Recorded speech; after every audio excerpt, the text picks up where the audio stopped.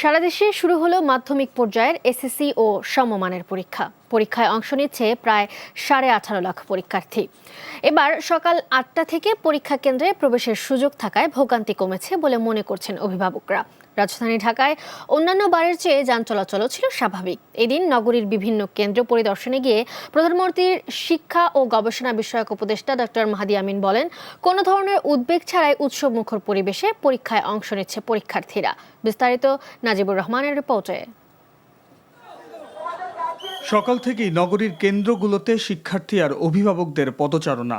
সকাল 10টায় পরীক্ষা শুরু হলেও এবার প্রায় 2 ঘন্টা আগে মিলেছে পরীক্ষা কেন্দ্রে প্রবেশের সুযোগ। প্রথম দিনে তাই কেন্দ্রের বাইরে জটলা ছিল কম। এবার পরীক্ষায় অংশ নিচ্ছেন 18,57,000 শিক্ষার্থী, যা গতবারের চেয়ে প্রায় 79,000 কম। প্রতিটি কেন্দ্রে এবার বসেছে সিসি ক্যামেরা। কেন্দ্র অনেক আগে খুলে দিয়েছে, ছাত্রছাত্রীরা এসে সরাসরি কেন্দ্রে প্রবেশ করতে পারছে, যার কারণে বাইরে এত যানজট সৃষ্টি হয় নাই। সব বাচ্চাদের জন্যই মেইনলি, মেয়ের জন্য খতম করতেছি। মেয়ের জন্য আমিও এক্সাইটেড, দেখি এবার আল্লাহ আল্লাহ করে।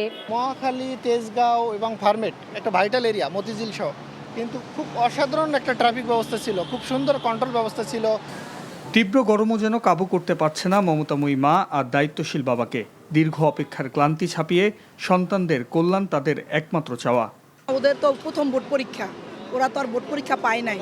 আমরা সন্তানদের জন্য, সবার জন্য দোয়া করি। পরিবর্তিত পরিস্থিতিতে ছেলে মেয়েদের যে আকাঙ্ক্ষা, সেই আকাঙ্ক্ষা অনুযায়ী পরীক্ষাটা অবশ্যই ভালো হবে। প্রিপারেশন ভালো আছে, দেখি বাকিটা আল্লাহর ইচ্ছে।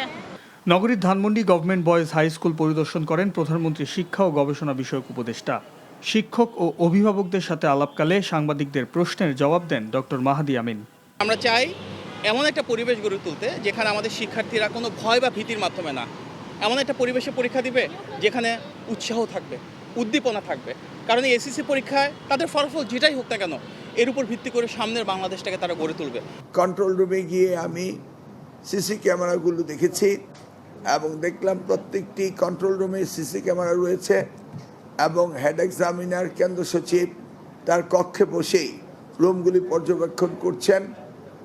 আমি নির্দেশ দিয়েছি যে এই সিসি ফুটেজ 7 দিনের জন্য থাকে। আমি বলেছি না, এটাকে আপনারা আর্কাইভে রেখে দেবেন, পরে কোনো কমপ্লেইন আসলে আমরা যেন ভেরিফাই করতে পারি। দেশের 9টি সাধারণ শিক্ষা বোর্ড, মাদ্রাসা ও কারিগরি শিক্ষা বোর্ডের অধীনে মোট 3,885টি কেন্দ্রে এই পরীক্ষা অনুষ্ঠিত হচ্ছে। Najibur Rahman, NTV news, Dhaka.